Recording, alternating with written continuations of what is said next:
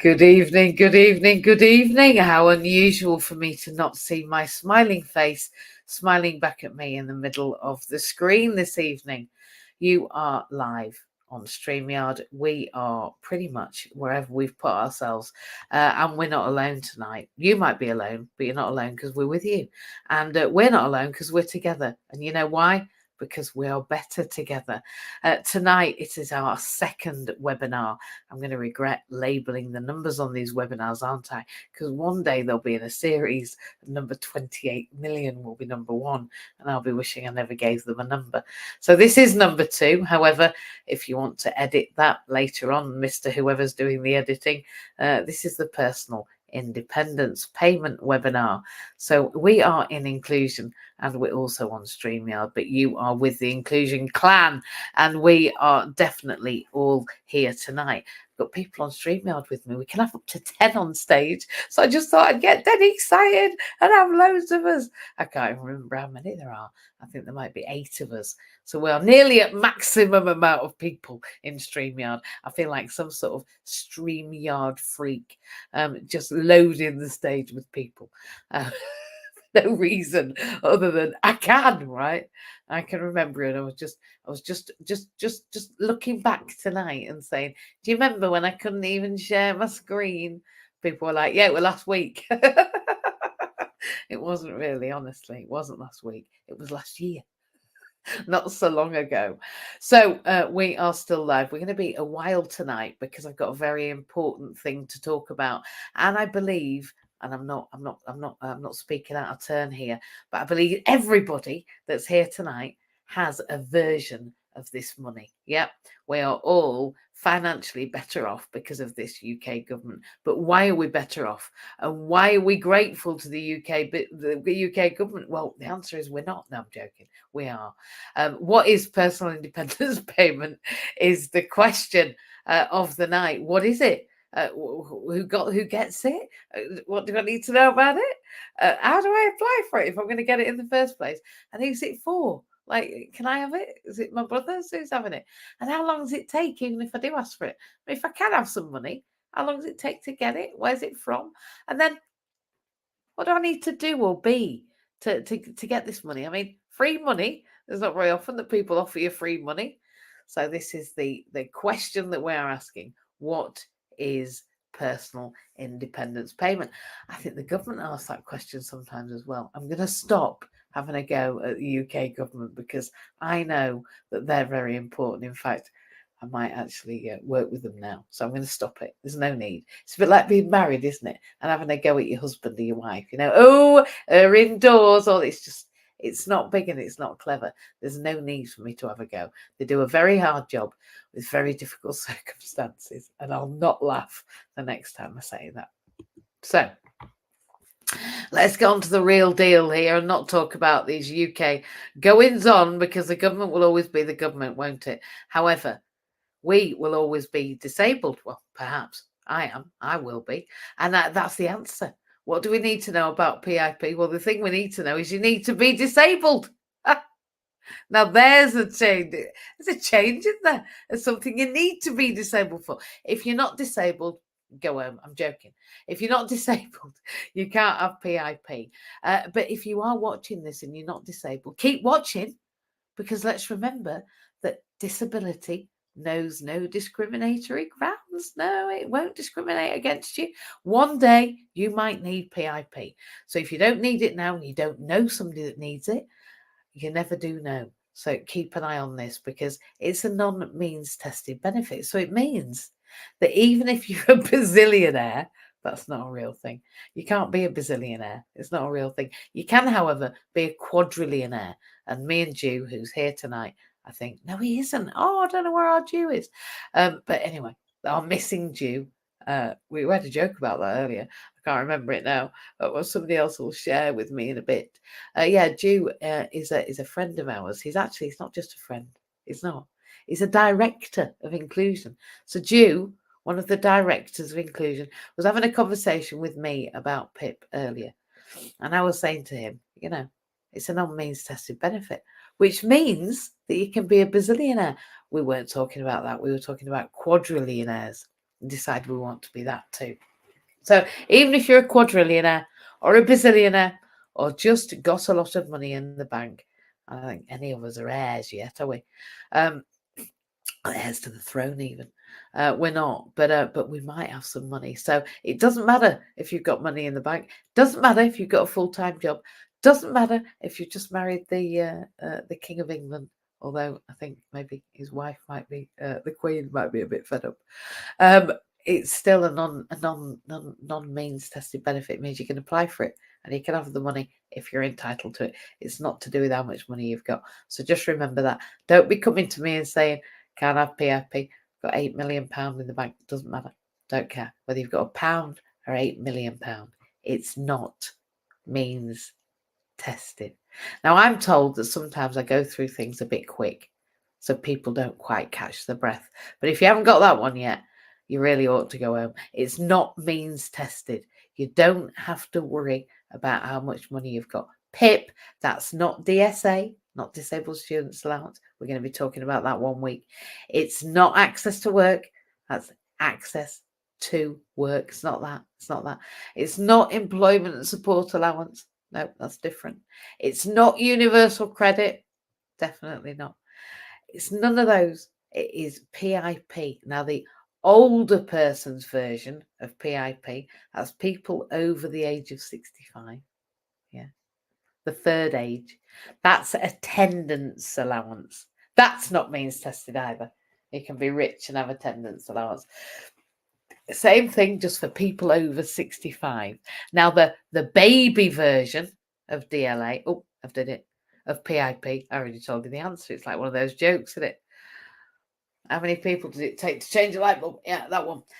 Yeah, the baby version that somebody here is still on because he's just a baby is our Chris. Yeah, so we'll be talking to him in a little while. And he's in receipt of DLA, Disabled Living Allowance. That's for children. Now, if you look at Chris later, you'll find he's not a child.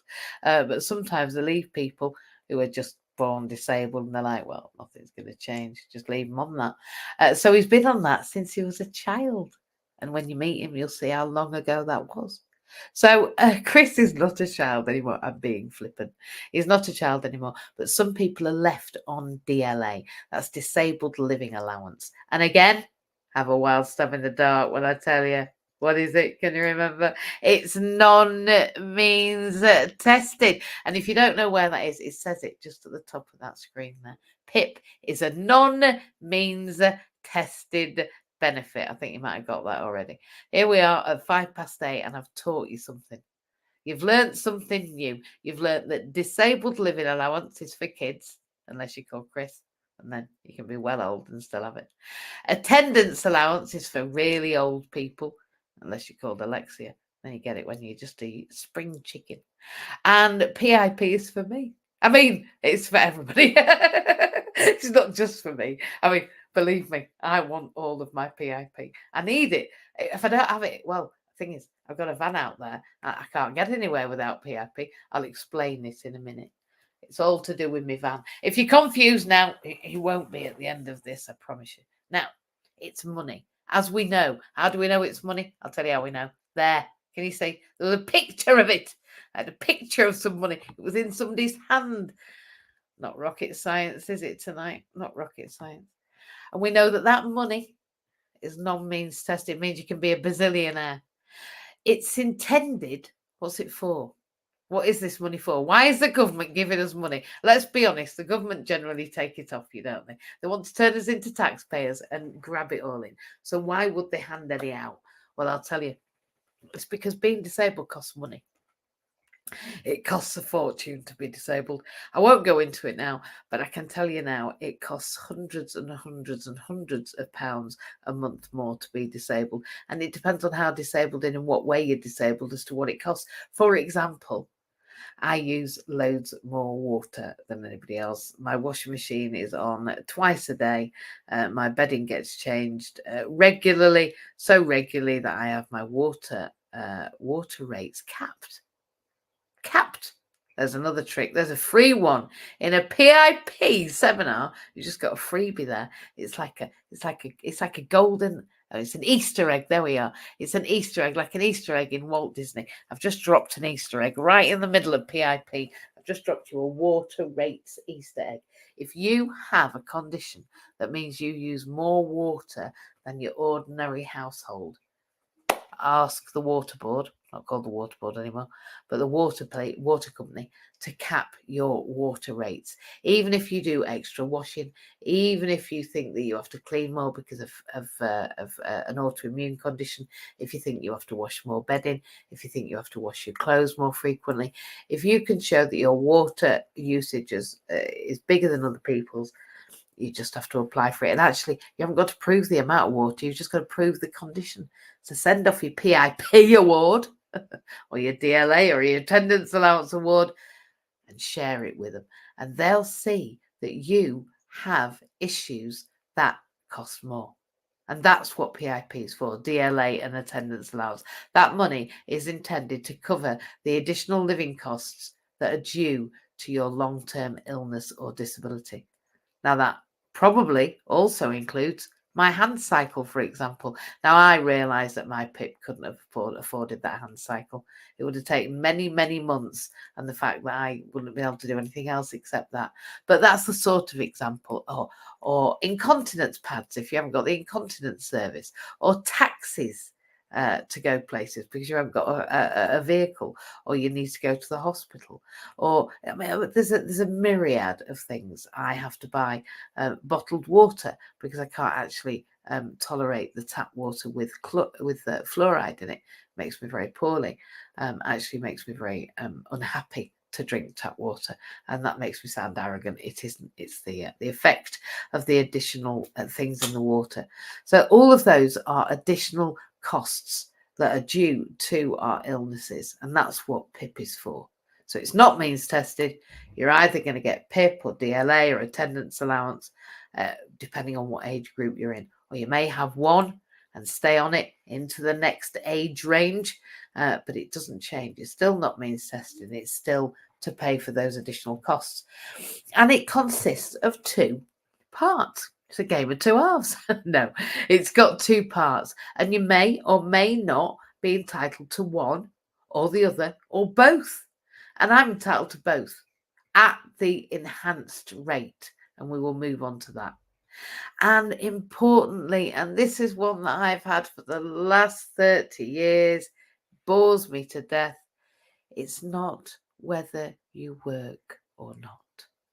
Please don't ring me up or write to me or email me and say, but I've got a job. What if I get a job?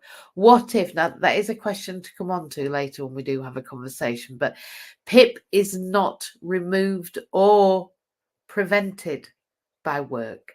You can receive PIP whether or not you are in work. PIP, DLA, and attendance allowance is not paid due to whether you work or not. It's not paid due to whether you're a bazillion or a gazillion or a quadrillionaire or not. It's not paid because the government love you. It's not. It's paid because of your disability, the effect of your disability. It's to cover the additional costs of your disability. It's in two parts about how you live and how you move, daily living and mobility.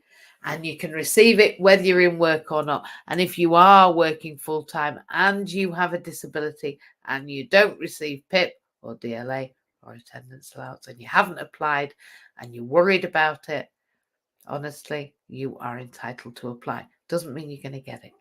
Just means it doesn't matter that you're at work. So I think we've covered those very important points. So what do we do? How do we apply? Well, I mean, the first thing is that if I was you, I wouldn't do it alone. If you want to apply and you need to apply by voice and you can't type right, don't feel that you can receive such an enormous form, and it is, I assure you, it's a big form. Then after you call the claim line, which the number is findable, the personal independence payment claim line is findable online, and I won't be giving it to people because it changes, and therefore I suggest you go find it, because if I put it on this webinar, it's going to change just like the number of the webinar. and then it will be outdated. That's not what we want. So we're going to call the PIP line and just do a Google search for the PIP line, and make sure it's the one that's for new claims, because if you ring the one that's for existing claims, I assure you they will just say, sorry, you have been on this phone an hour and a half, but now we're going to say goodbye. Go and ring the other line. So make sure you're calling the one that is for new lines, or write to them. You can snail mail them, say, dear DWP, please can I apply for PIP? Can I have a form? I've never known anyone do it, but I'm sure it works. You can phone them. And when you do, there's a number of questions that they will ask you on the phone. And that will include things like your name, your address, your bank details for if they have to pay you or want to pay you. They don't say have to. If we want to give you some money, if we need to pay you, so you will need your bank card. So don't be looking on your bank card. I've got people that come on the bank card. They're like, oh, my account number's not on my bank card. They don't know what it is. Make sure you've got your account number, your sort code, your name. Otherwise, they won't know whose bank to give it to. And then in order for them to send the form out to you, they're going to need to ask for your name and address. So don't ring up PIP or attendance allowance or DLA and say, no, I'm not going to tell you who I am, because they won't be able to send you the form. Now, they might send you a physical form. And if they do, it's about 26, 56, I don't know, a million pages. It's not quite a bazillion, but it nearly is. It's a very thick book. And they send it you by snail mail. Now, when you're on the phone to PIP, if you are on your own, well done.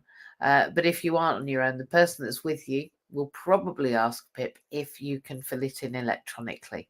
Now they've only just started this. I say only just. It feels like forever. About 10 years ago, 2014.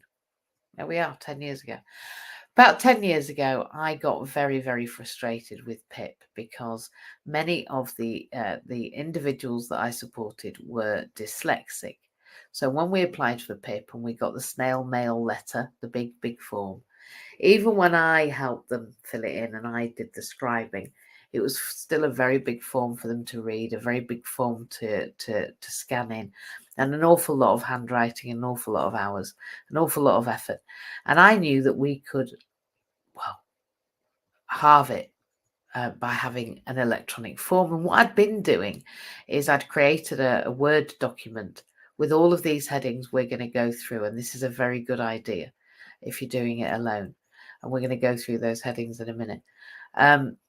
A Word document of all of these headings of these questions that came in the post, so that I could type the answers. Because the irony was that because I'm not diagnosed dyslexic, I have a dyslexic-like learning style, I have a dyslexia assessment, and I do have reasonable adjustments from disabled students allowance because of my specific learning difference, but I'm not dyslexic. Because I'm not dyslexic and I don't have a diagnosis of dyslexia, the UK government in that department, the PIP department, not DSA, because they're happy with it, not access to work, because they're happy with it, but PIP, the same people but a different department, PIP will not accept that you are dyslexic, and this was 10 years ago, unless you had a dyslexia assessment award, a label, a sticky label. So I didn't. And even though I'd asked for the electronic version of the form, because what happened was I had a dyslexic client, and whilst I was on the phone to one of the case managers in Leeds, they said to me, does your client want to type their form? I said, what? He said, oh yeah, we're rolling out a new dyslexia reasonable adjustment. We have a gentleman that's created an electronic form. I said, hang on, I've got one of those. He said, and you're able to type in the boxes in the answers underneath. I said, hang on, I've made one of those. And then he showed me, and indeed, there it was. There was my form.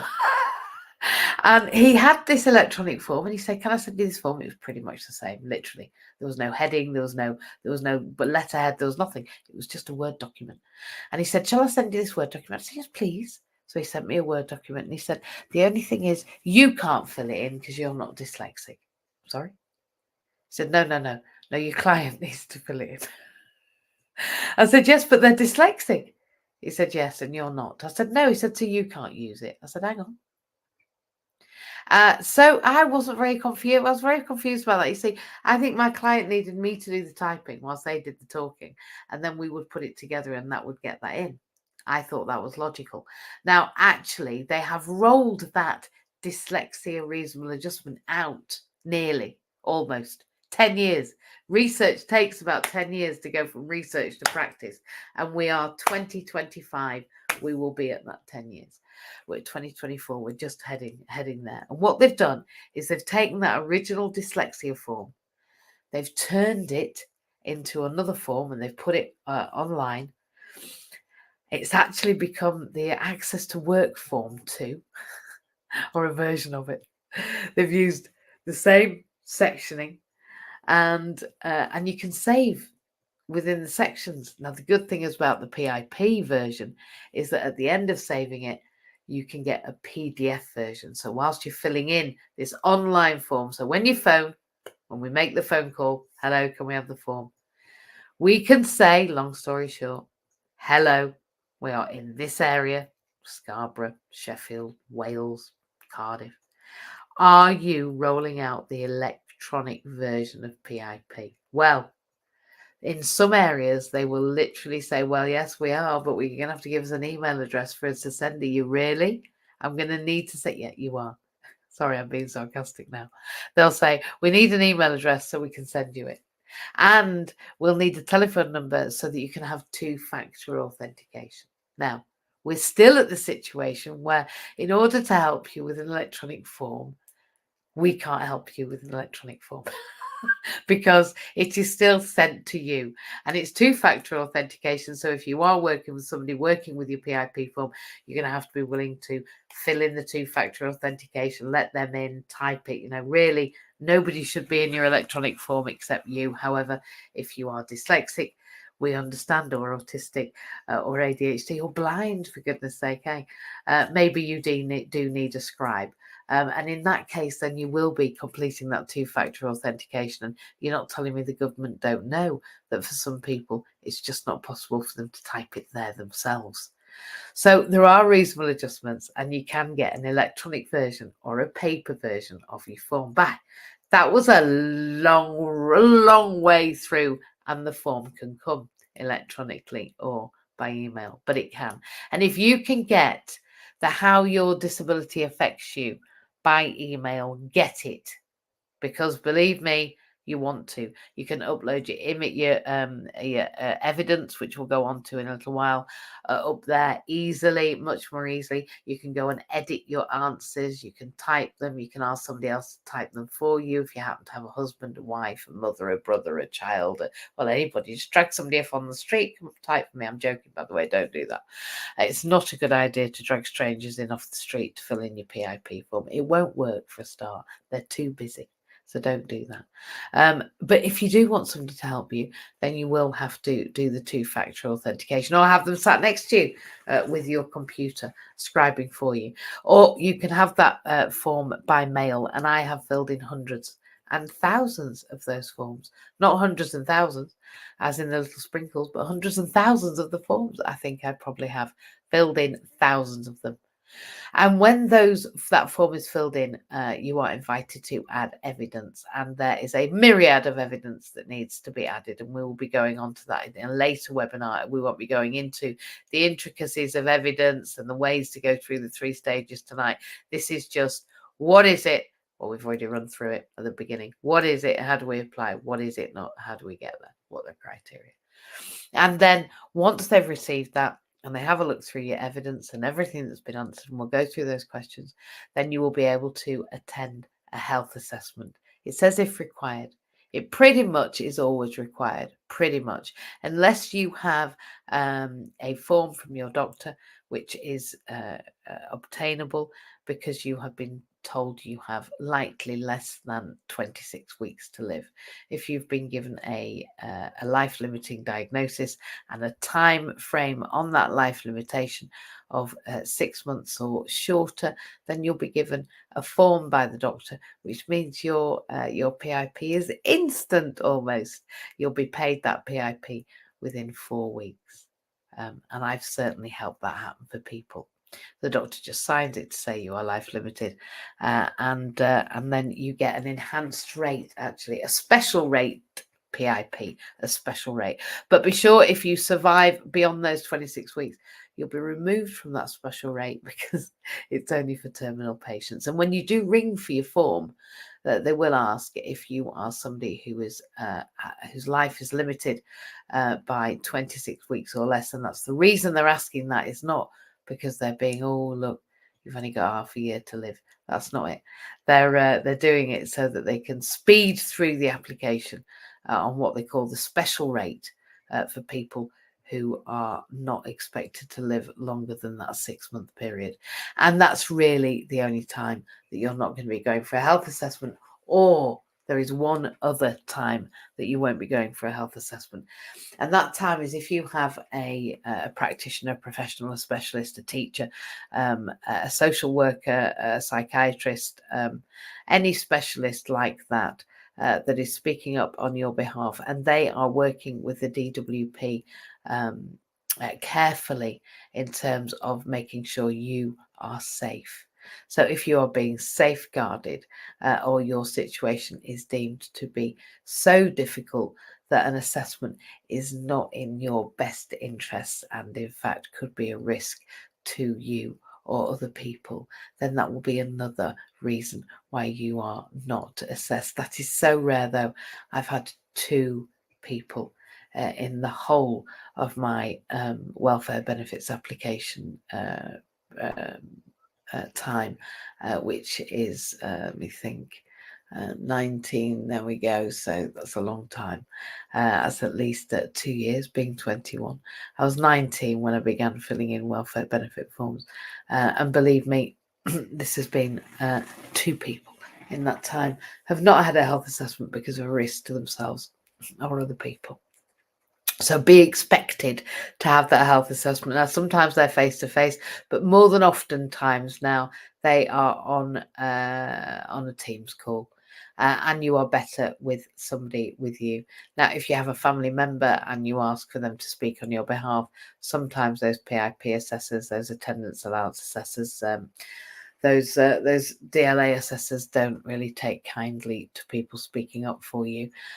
However, if you have somebody from a third sector agency, from a charity, or from an organisation that you're working with, or a professional colleague to that assessor, then they oftentimes will allow that person to share with you and support you. Now, that health assessment is not an easy gig. So again, I wouldn't go it alone.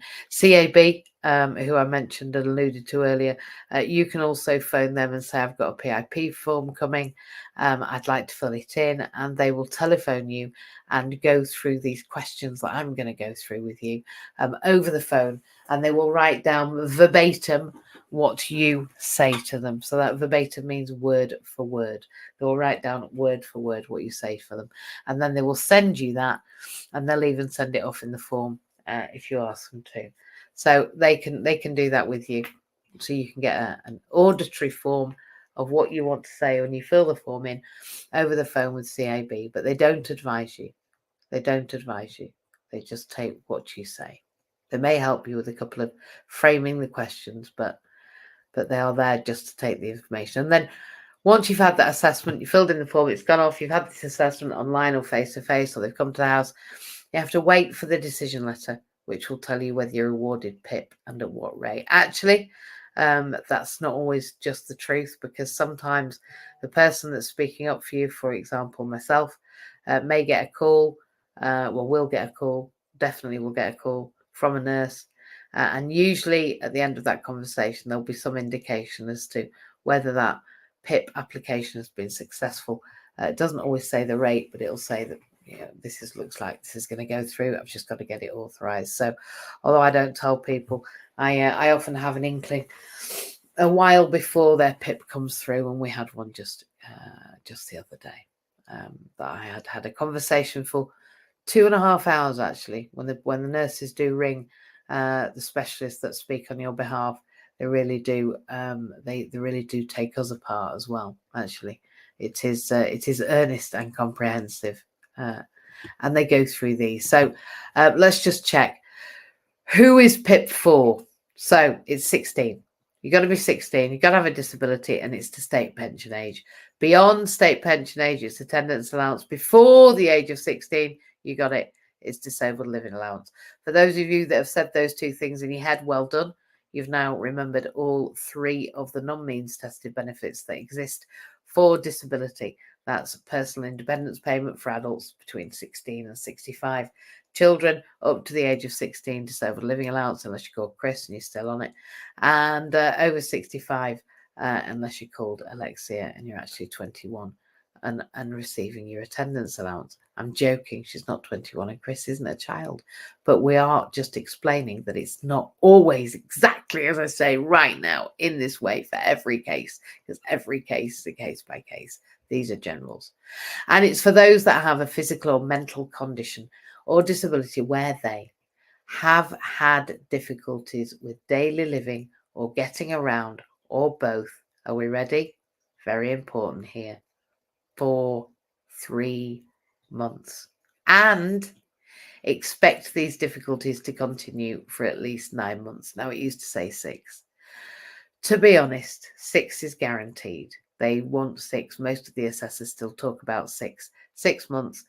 Lasted for 3 months, carries to carry on another 6 months. But if you think about it, 3 and 9, it's a year. Is this going to last you a year or more? If it's not, it's probably not a disability. It's probably a temporary disability, right? Pregnancy is a disability. It is if it affects you extensively over the 9 months, but of course it doesn't really, generally. It usually starts at 3 months and then it's finished at 9, 10. So, it's less than 6 months. It's not going to last for at least 9 months because it's unlikely to affect you right away. So, PIP is unlikely to be paid for things like being pregnant, right? How long does it take? Well, clearly, if it's meant to last for things that last longer than 9 months, it's not going to be a quick process, right? The initial call to start your claim, you do it within the day. They send it out that day. They send the form out that day. It's usually with you within a week. It's not that difficult. And they say that they aim to make a decision within 16 weeks from the date the claim started. It's very unusual. Very, very unusual for it to get done in 16 weeks. And reviews and tribunals, I've seen them take up to 2-3 years. And times can vary depending on different circumstances. They certainly do. So the criteria for accessing PIP is that you need difficulties with daily living, such as preparing or eating food, managing therapy, and I'm going to talk about all of these, or monitoring a health condition, washing, bathing, using the toilet, for example, mobility, planning and following journeys, and moving around. And you're assessed on a point-based system, depending on how your condition affects you. And we're going to talk about those. Now, this form, where you can see here, the personal independence payment table of activities, descriptors and points. If you just type into Google PIP descriptors, it will come up with the CAB, this very simple Word document PDF of all of the descriptors and the points that are attributed to them. And it literally is what the assessor goes through. So when they call and you filled in this form and you sent it off and then you speak to somebody on Teams, they are going through these questions. And they are only interested in whether you fit one of these answers. They are not interested in whether it let's have a look. What's this one? This one's about preparing food. They don't care that Aldi's expensive, Asda, whatever. They're not bothered that you don't have an Asda for 52 miles. They don't care that your brother only comes once a fortnight to shop for you. But all of these things are part of your story.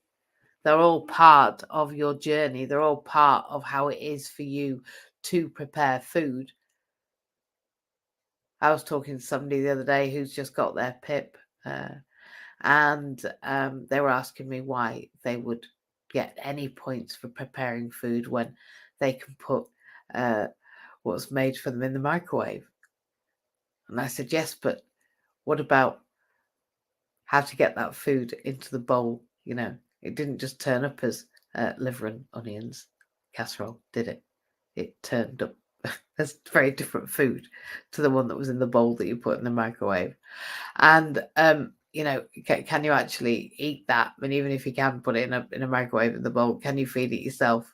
Are you able to cook that meal, that stew, in a conventional oven for yourself, preparing the meat? Have you got the time? Have you got the strength? Have you got the energy to be able to be there? Have you got the stability, the mobility, the dexterity to be able to prepare it? Have you got the agency and the energy to think about the food that you've got to have in the kitchen in order to be able to have food to prepare? Because if there's no food to prepare in the first place, it's pretty much a superfluous question, isn't it? So when we're answering this question, we also need to think about not only have we managed to prepare to the point that there's food there to prepare, but is there any agency to even do that? Even if the food is there, is there any agency or volition? Is there any motivation? Is there any possibility? Is it possible psychologically for food to be prepared? Do we even think about food? Because if you've got somebody that's neurodivergent and they're hyper-focused, it might be that they don't think about preparing food unless you grab a Mars bar or shove an apple in the hand. Might be hyper-focused, might not think about food, might even need prompting to eat food,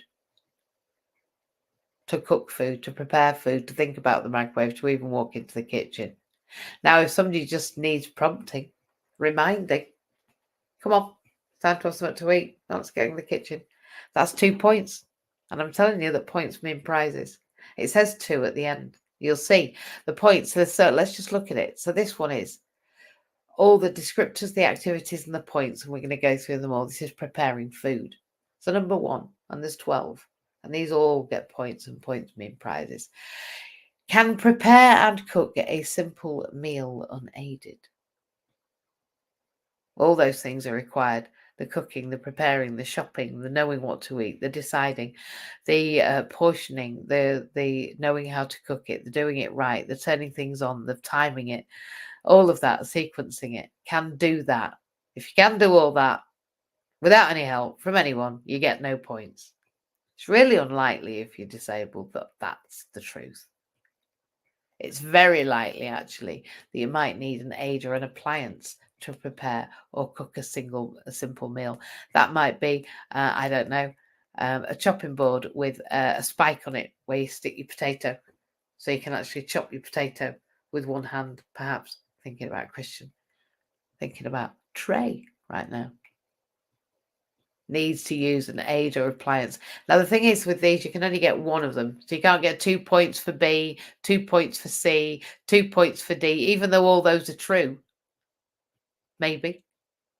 You can only have one lot. Now, the bottom one is 4 points. Needs supervision or assistance to either cook or prepare a main meal. That's 4 points. So the most you can get here is 4 points. The least you can get here is 0 points. If you get 0 points, you're pretty clever, I think, because I can't do any of that independently. I need help and support and assistance. I need reminding. I need aids and adaptations. Trey has a talking microwave, just saying. Only because I found it.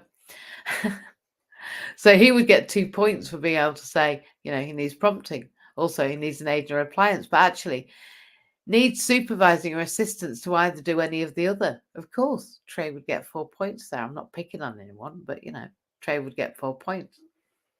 He needs help preparing food. It's why Trey now has an amazing assistant to be able to help him do that. That's why I've got 2 amazing assistants to help me do that, because we get the 4 points. Get the 4 points, and we'll go on to how many points you need. But 4 is a good number for one question out of 12. Second question, taking nutrition. Can you put food into your mouth?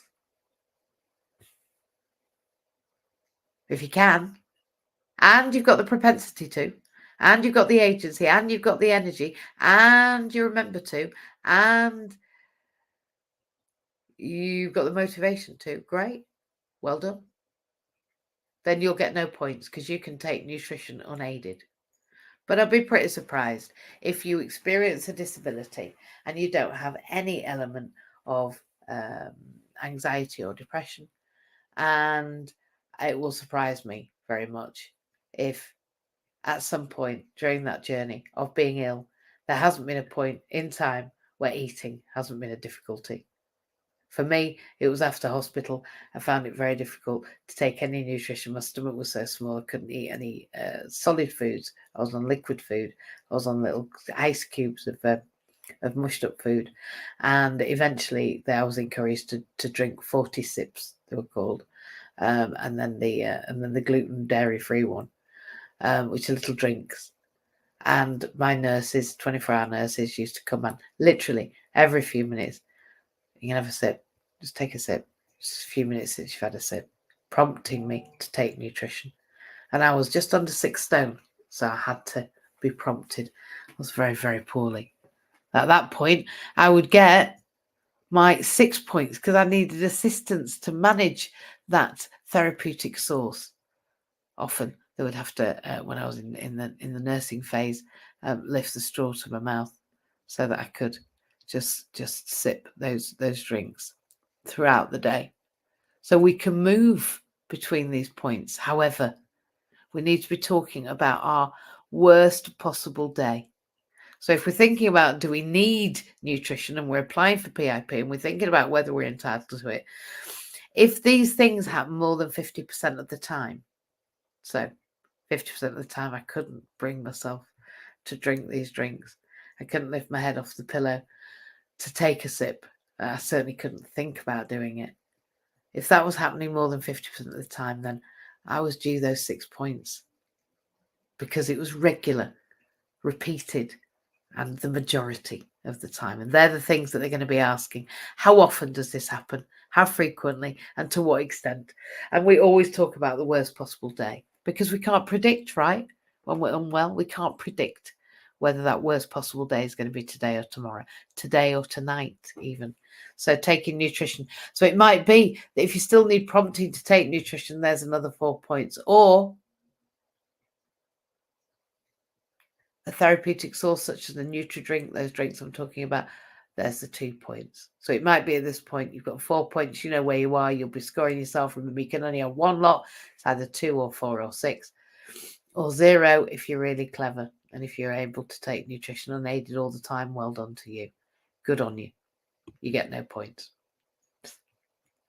Managing therapy number 3. Now, this is one that people don't really understand at all. Therapy, what is a therapy? Well, it says that I'm just looking at the timing there. Look at me looking at my eyes like this. I look how old I am now looking at this. So to get 4 points here, it needs supervision, prompting, or assistance to be able to manage a therapy that takes no longer than 2.5 hours and no more than, let me just see, is it 7 hours a week? Yeah. So more than 3.5 hours and no more than 7 hours a week. And people say, oh, I don't have a therapist for 7 hours a week. I have an hour a month. Yeah, it doesn't say having your therapy session. It says managing therapy, and therapy can be very broad. Therapy can be a counsellor, it can, or a psychotherapist. It can be an occupational therapist. It can be a somatic therapist. It can be a physiotherapist. It might be speech and language. It could be you're seeing a strategy coach. It might be that you're seeing your support worker. It could be a number of things. Add up all the things that you do that are therapeutic to you. We're not just talking about accessing a therapist. So if you have between 7 and 14 hours a week of that form of therapy, then you have those 6 points. And oftentimes, very importantly, you have evidence of that support. That might be a bill, it might be an invoice, it might be an award letter, it could be a care and support plan, it might be a direct payments award, it could be your access to work award showing the hours that you have helped to manage therapy. A very, very important question.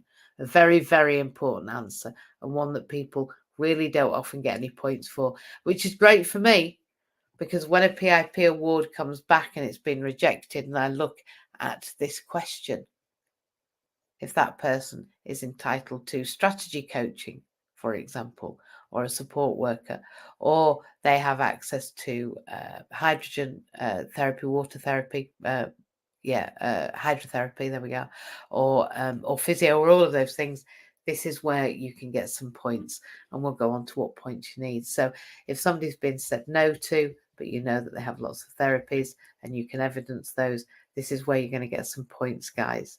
And managing therapy is one that people avoid. That's a very important one.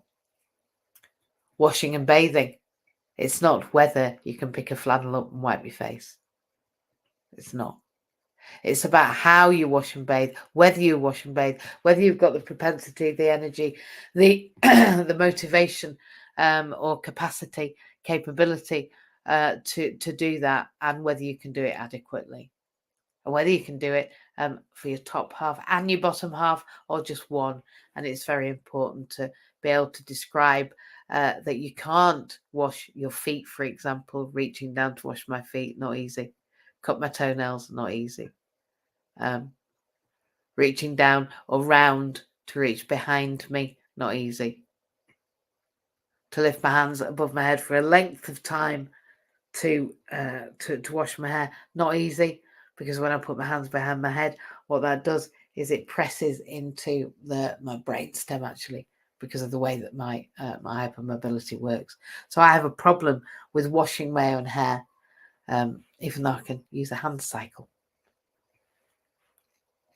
So if you need assistance to be able to wash your body between your shoulders and your waist, then it's 4 points. If you need assistance to be able to get in or out of a bath or shower, then it's 3 points. Cannot wash and bathe at all unaided, of course, even more. If you can do it all on your own, and that involves getting in, getting out, getting dried, passing things, getting things, reaching things, running the water, being able to understand the temperature, knowing when to come out, washing yourself, washing your own hair, lifting your hands up, being able to dry afterwards, get your clothes on, maneuver yourself from the bathroom. As long as you can do all that and clean up afterwards, then you can do it on your own and you'll get no points. But if you need to hold on, if you get fatigued and you need to sit down, if you need to get out the bath because actually you've got too hot and bothered and you know you're going to pass out, if you feel poorly when you bathe, if you avoid bathing because you know how poorly it makes you feel, if you know you only do it once a week because actually, well, you choose not to go in the shower, don't you? No, actually, you used to go in every day, but now you're going once a week. Why? Maybe because it takes you 14 times longer than it used to. Maybe washing and bathing needs to be something that you're talking about. Managing toilet incontinence needs is a pretty obvious one. But if you cough, you leak, and you have to change your pads or your pants again and again, you've got continence needs. If you need prompting and supervising for those needs, like you don't remember to go out, go to the toilet when you're out or on the way out, it's 2 points. Those points add up. Points mean prizes. Imagine if you got 2 for each. We're on question 5. That's 10 points. Dressing and undressing is exactly the same. If you need prompting for dressing or undressing, or if you're a person that goes to bed and leaves your clothes on, or gets up and leaves your pajamas on and spends them all day in pajamas or lounge wear, as we now like to call it. If you think to yourself, well, I've had this tracky bottoms on for 3 days, but nobody can see it, so I'm not going to change it. If taking your clothes off, and I'll be honest, there's sometimes this afternoon I went into the bed for an hour. I did. And it's too much trouble. It is to get buttons undone and done up again. So I just didn't. I got into bed in my clothes and I had an hour. I did. And it does take a lot to get my kit off and get it all on again. And I knew I was here an hour later and I just didn't have it and there was nobody here. So I got into bed in my clothes. If that's what happens, you do need assistance. You're proving it. And Anne wasn't here because I'd explained I needed an hour in bed and I couldn't face anybody, a bit like we were saying earlier. Sometimes you don't. And I had to stay in my clothes. So there's the points there for dressing and undressing. It's not just if you can physically do it, it's whether you've got the propensity, the energy, the motivation. Reading and understanding. Now, most Pip assessors will say this is just as long as you can physically read the sign. We're looking to see if you can see a street sign or a road or a phone or read complex information like a map. But actually, it also says, do you need prompting to read that information? So if you're having a panic attack and you won't look at the map, you don't know which way is up because you might need something to prompt you to have a look at being able to read that map. Understand what the bus stop says about when the bus is coming. A big one for autism. Well, most people actually. Engaging with other people face to face. If meeting somebody is so psychologically distressing to the claimant, the person that you're applying for, that it could result in substantial risk of harm to them or somebody else, engaging with people face to face. Remember what I said about PIP assessments? 2 people. Then it's an automatic 8 points. If you need just support to engage with people, and there's a lot of people like that on the autistic spectrum, neurodivergent, then it's 4 points. And budgeting decisions. That's not can you add up. That's when deciding how to spend your money. Is it possible that you can spend money sensibly on what you need for what you need and want and put them in order and be able to manage them and be able to budget accordingly and make those decisions on your own successfully? If not, have a think about that. And if there's times when people have had to bail you out, help you out, support you, and I have to have somebody to help me. With mine, I'm dyscalculic. I don't like numbers.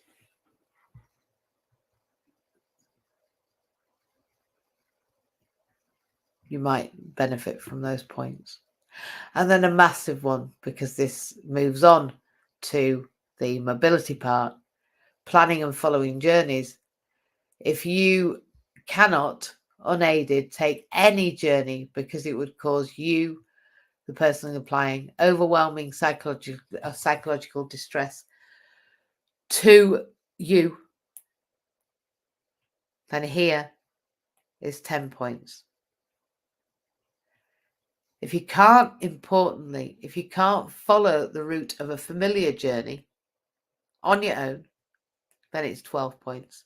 And that's when you get higher rate, PIP, mobility, without the distance walking, is when you cannot follow a route of a familiar journey on your own and travel independently on that journey. Gives you the 12 points. And there's your mobility trigger. Your other trigger is this one, 12 points. Can stand and then move more than 1 meter, but no more than 20 meters, either aided or unaided, is 12 points. Or cannot stand or move unaided at all, 12 points. And that's your trigger. That's your one that gets you the higher rate, enhanced rate mobility, but that goes from 0 points. You can walk and run and do whatever you like.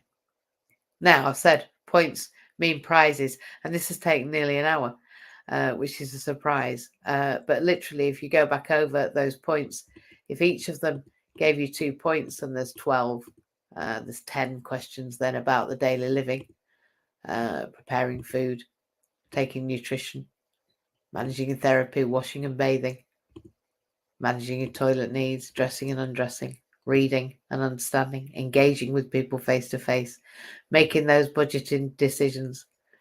They're all part of daily living. And then planning and following journeys and moving around are part of mobility. You get 12 points, if you get, here we go, for daily living.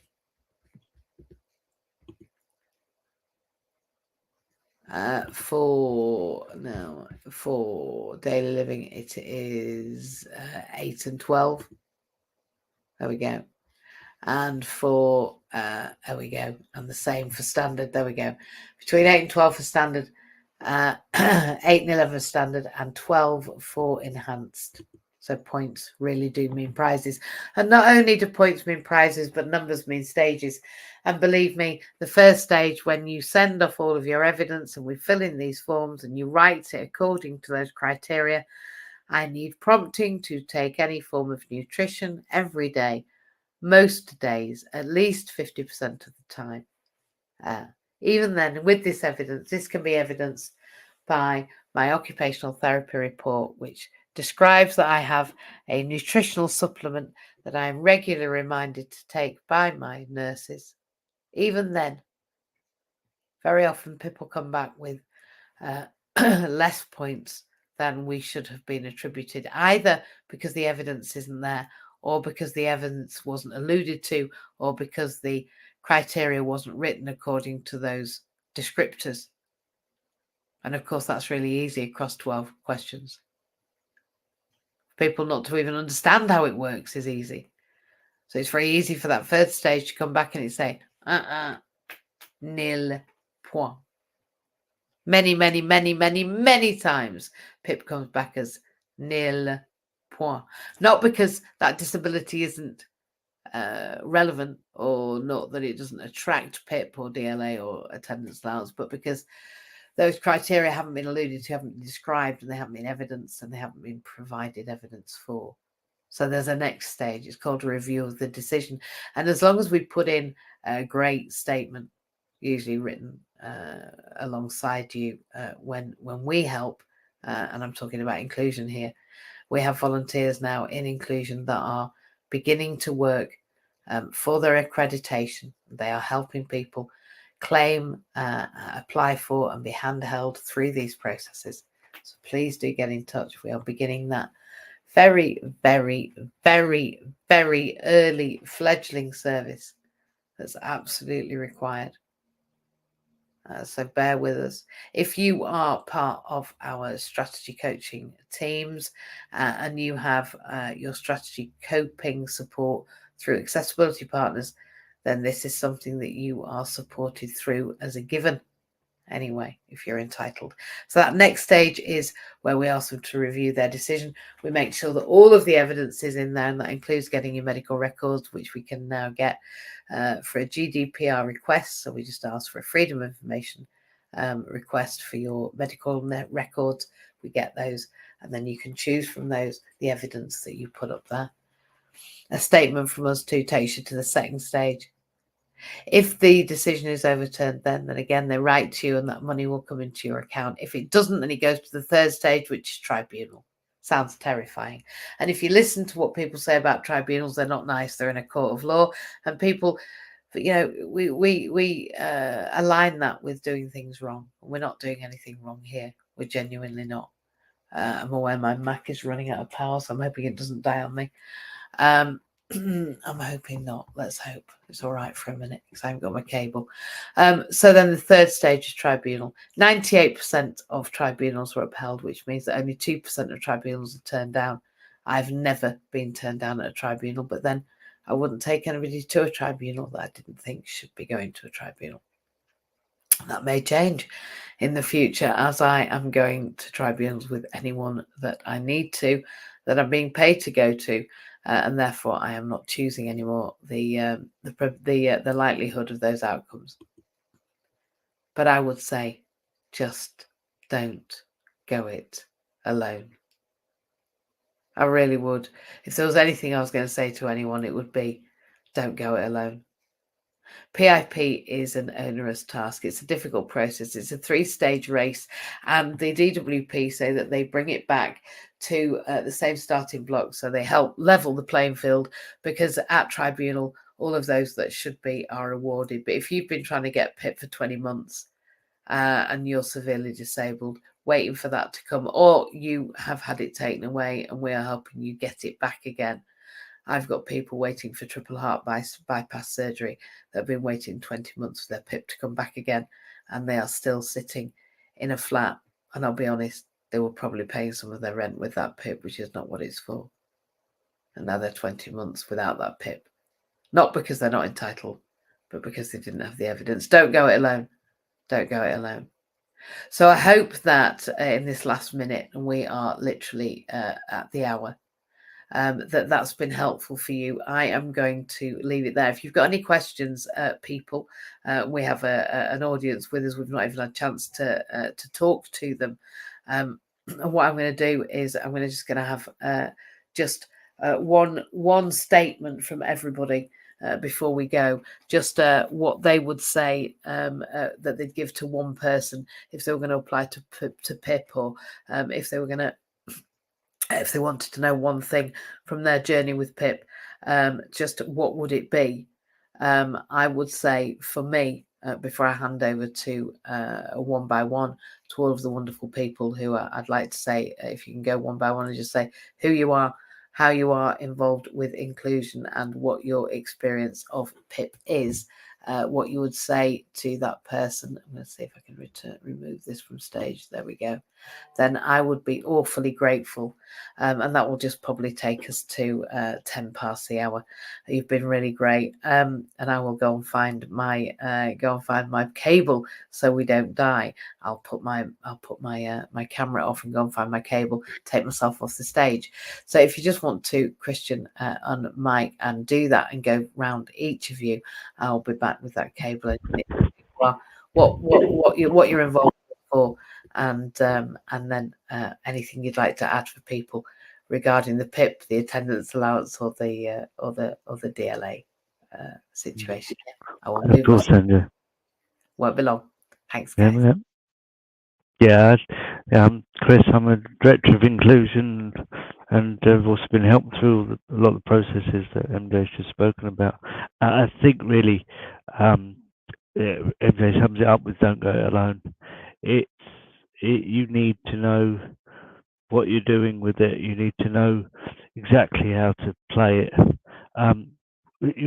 Nobody's getting anything they're not entitled to, but it's such a complicated process. As MJ said with the form, it's such a long, complex form that if you haven't got somebody who's been there before and done it and knows, it can completely overwhelming, and you can end up getting tie yourself in knots with it. So that's the biggest takeaway is, as MJ said, don't go it alone. So I will just move around the stage. I can see it.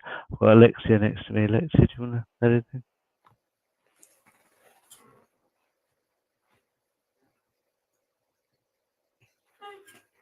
That'll be enough.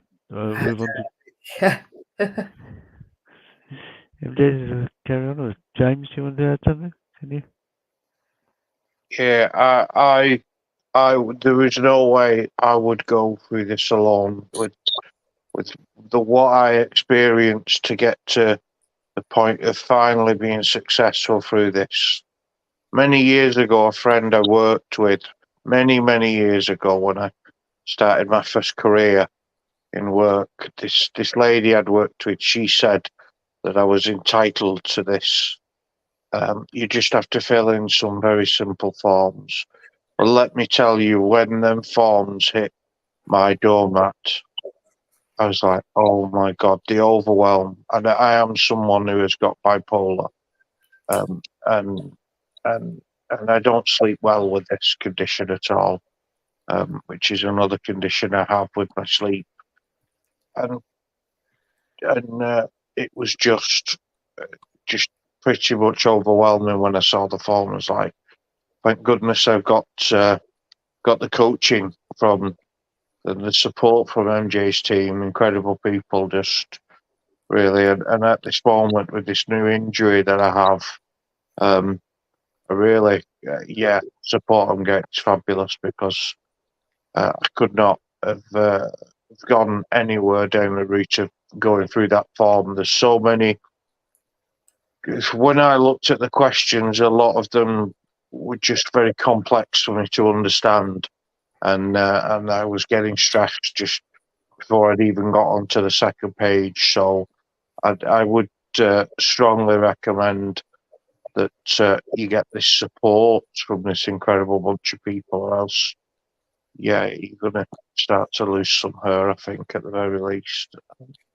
I've not enough hair to lose, so I'd strongly recommend. And that might sound funny, that, but no, don't go pulling your hair out. The people are there to give you the support, and they're here today. So as you watch this, just maybe watch it again to understand that this form is extremely complicated. But yeah, I'm so grateful to the support I have received, and yeah, thank you very much, everybody, for your help. I tell you what, James, I'm just going to jump in there. I was only thinking today, if it wasn't that we'd done so well in the way that we had, we'd have to apply again, wouldn't we? But as we did so well, we haven't got to apply again because we can't. Well, we can't do any better. That's nice. So yeah, I was thinking to myself, if we hadn't done so well, we'd have been applying again. So I'm really grateful that we did such a good job, because we must have known that you were heading for the floor. For the floor at speed, yeah. Well, Not spinal injury is not recommended, but I know there are people out there with risk conditions for me, and if you have got risk conditions for me, you should definitely be applying for this. So absolutely. and get your bank balance, the credit that it needs. James is definitely an example of a benchmark. If you have got conditions that are worse than James, you should definitely. In fact, we are a benchmark. We are the benchmark for being applied, because, as I say, I'm entitled. James is entitled. We're all entitled. So there we are. That should give you a good benchmark, shouldn't it? Sorry, I couldn't get unmuted before. My phone was doing what your computer was doing. It was threatening to die. I had to get to a cable. Yeah. It's coming out in sympathy with me for 2 late nights on the trot. I'm glad I am. Yeah. No, it's important that you do this with someone else. I've just had to back and ask for support in the home. If I'd done it myself, I know what I would have done, because I went through this with MJ. I wouldn't have wanted to talk about the bad days, because we don't want to talk about that. But one thing I didn't put on, I'm going to say it here now, is I'm having a problem with incontinency. I've never had that in my life. It's really embarrassing. Wow. And it's a problem. It is a problem. I'm glad they didn't bring a big truck on your street. I'll tell you, in West Square, Alexia, I'll have you, and this is just true. I came back from the hospital one day in my van. I was being driven, and there was a bloody great truck on West Square, and I swear down, it said in black writing on the side of the truck, North Yorkshire County Council Incontinence Service. Well, I went wild. Yeah, but one thing I found out, and it's something we need to look into, because part of Health Watch for Cambridgeshire, we shouldn't have to suffer this. We actually had somebody come and talk to us in committee about this. So I'm going to contact my area representative at some point and say, look, I've now got this problem. How do I get hold of this? Service with her, because it's really becoming a challenge. It is a challenge, I think, for a lot of people. And it's not from not eating. One of the things I'll tell you, because I've had a hysterectomy years ago, so I'm just telling this for anybody who's listening. That can be one of the causes that starts it, because things inside begin to drop. I think that's my problem. Yeah. So something could be done about it. But I can't even get to see a doctor to talk to him. No, well, that's right, and I think this is why we're moving down the I'll be honest, we're moving down the route as far as people that work alongside me as having opportunity to access forms of health rewards and support. I've had to take my own health into my own hands, and even with all of my conditions, my health, the whole of everything, is just over £100 a month. Now, I know that sounds like an absolute bloody fortune, but actually, I don't think I can afford not to do that. I've been waiting for a blood test now. I've just had a today I've had to take this health care out, but I've just gone for a blood test today that the doctor says I need. The hospital says I need, and they can't do it until Monday the 25th. Is it not next Monday? Sounds about right. Yeah, Monday the 20th, Monday 14 days. So not next Monday, the Monday after. It's just ridiculous. So I don't see I've got a choice. But yeah, there is an incontinence service. It takes a while to get it. It took me, I think, 12 weeks to get it in Wales to come round. But I think now they've taken off the labelling off the truck. Thankfully, it was about 15 years ago. Don't write it on the side of the bloody van. I don't need it turning up on the road. I think people don't realise what disability is. No. If you were brought up when you and I were brought up, you were brought up that it's not you that's a problem. You've got to make yourself fit the world. That's it. Yeah, that's right. Nobody can do that, because even if you've been fit all your life, my disabilities, I've been harebrained, I've done abseiling, worked with problem horses, problem dogs. I've nearly been killed by my own horse because he was so hyper. But you could have an accident tomorrow. You could walk out your front door, you think you've done a sprain and you've actually done something more. And that leads to something else. That's why it's important that you look after your body as well. That is just as much as important as asking for this help, is understanding the correct way to feed yourself. And it is getting difficult for me. I couldn't have all you guys come round and do, because I used to be in catering and handle the big pans that I would have done. My right hand will drop it. Yeah, no. I would change the smaller pants so I can handle them and manage it. Yeah, absolutely. These things are the way, but that's what you got to think about when you're filling these questions in, isn't it, Alexia? You have, because I didn't even think about the incontinence until you brought that up. I mean, we know, but I didn't think about it. I can get it out. And you think about using the water and the washing and the bedding and the clothes and the changing. That's one thing I did argue when I moved here, because they wanted to put in a meter, and I said, no, I'm not having it. I didn't understand from that point of view, but at the most, still legally refused to have a meter that reads the amount of water you use. So I'm like you, I get charged a flat rate and that is it. So I need to I need to change my clothes every day. So the washing machine's on every day. That's it. You can. It's important that we can stay hygienic. It's important because that keeps us clean and that keeps us healthy. It stops us going into hospital and it reduces the NHS cost, right? Yeah. All these things, if they're done correctly, saves the NHS money. They do. They want disabled people to work. Well, all of us here are disabled. Exactly. You started at 4 this morning. I started at 4 this morning. Yeah. And I'm aware that we have all spoken except for Trey and Philippa. Yeah, I'm going to go because I'm going to go and... We're going to run away now. I'm going to say goodbye to everybody and stop this stream. Thank you. Does anybody want to add anything before yes, if that's great. possible. Good. Please do. Okay, so I'm going to talk a little bit about my PIP and DLA experience. I'm going to try to be as succinct as possible, give a few hints and tips along the way. So I'm 35 now. I'm in Newport, and I moved to Newport in 2014 when I was 25 years old. Now, shortly after moving to Newport, it was announced in the media largely they were moving everyone over to PIP from DLA. And a few of my friends got moved over, and I actually decided to, and I'm going to use this expression, jump before I was pushed. And we had an assessor come around, and they were okay, and we got the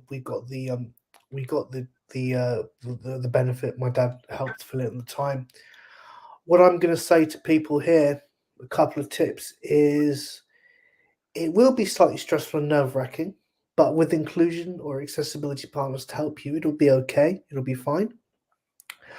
I would advise people to move cautiously and move with caution. Also, please remember that obviously inclusion and accessibility partners are there to help you, and they're genuine in their help. However, not all of the professionals that you may encounter from the DWP side of things will necessarily have genuine intentions. I think that's also important to remember.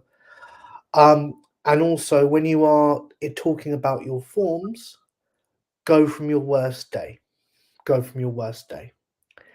And talk as if it was your worst day. And yeah, that's my tips really. And I'll tell you who I am to end. I'm Trey. I'm totally blind. I'm a rapper. I make electronic music. I also run my own company doing accessibility testing things. I'm a member of Inclusion, and I've been working with accessibility partners also. So I hope that I hope that I haven't said anything too out of turn for the stream, and I hope that people have found my comments and hints and tips helpful. And thank you very much for listening, everyone. Thank you, Trey. That was incredible. And thank you for talking about getting pushed and not pushed, jumping, because don't know. It's a good one for ESA as well. I've actually got a small question for you, if you don't mind. I mean, of course. What's the current situation? Because I know that right now, I think we're in a similar phase with Universal Credit versus ESA. They're kind of moving you over. I don't know how many people are left on DLA. I don't think there's many left because it's what they call legacy benefit. Yeah. But is it? I mean, my thing would always be my advice for people. I don't know if you think about this, what you think. My advice would always be, as much control as you can have over your own benefit transition, try to exercise it, as opposed to other people having it for you. 1000%. I would say that choice and control is paramount in every area of lifespan planning. What is lifespan planning? Choice and control. It's independence. It's independent information. It's having an understanding of the landscape, and it's choice and control. Absolutely. Couldn't have brought it back to a question that could be more pertinent for the launch of lifespan planning and what it is and our whole model today than that. Choice and control. So if you can attain the control by having the choice that you make, not having that pushed upon you, then you're going to manage that process alongside the person that handholds you so much better. So much better. 100%, Trey. Absolutely. Thank you for that question. Thank you. Philippa, are you there? Hi, I'm a strategy coach for Disability Partners. I have lived experience of PIP, and the only thing I want to add to the "don't do it alone" comment, which is, don't just do it with people who know the language either, or people who know the forms. Do it live with disability, because they know the right things to ask, and we can all laugh together at the silliness that disability brings into your life, rather than being treated with sympathy and poor you. For me, humour beats it every time, hands down. Oh, do you know what? James is just sticking his thumbs up at that, and I would just do that, actually. I don't know whether we can do it on here, but yeah, we are. I'm going to do that to that comment, because I think that is a mic drop. I think that is a moment in time where the humour of who and what and how we are. I'll tell you when I don't. Was it called? Is it called when the film about the two disabled Crips? Is it Sally and Bob? I can't remember, but the two Crips basically at the end they're on stage, and it's quite a famous film about the disability rights movement, and he's talking about it, and he says, you know, let's laugh about it anytime. Let's laugh about this. Let's not patronize. Let's not give us lip service. Let's not sympathize. Let's not there. All of that just diminishes and reduces everything that we've ever fought for. And I think that it's worse than don't go and talk to somebody that's going to do your head in.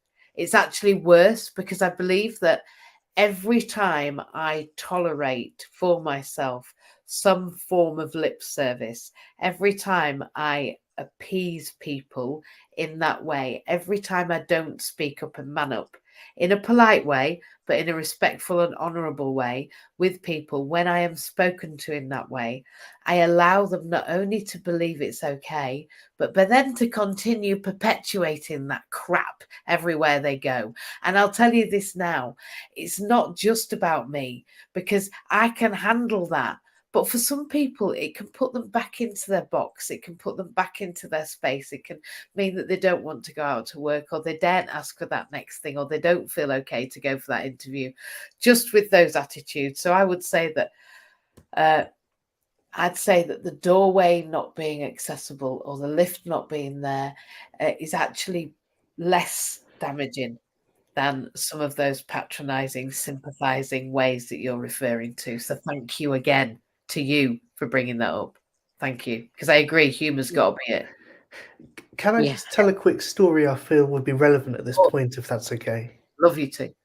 Okay, so before the Second World War, I believe, in 1939, a few months before it all kicked off, Winston Churchill was sitting with some politicians, and one of them was Neville Chamberlain. And they were, I don't know if it was a motion in the Parliament or a gentleman's meeting, I can't remember which, I'm sure somebody will fill in the blank there, but they were discussing appeasement of Adolf Hitler. And Neville Chamberlain was saying what a good idea it was. And people were looking to Winston Churchill for his opinion. And Winston Churchill, I believe, didn't say anything.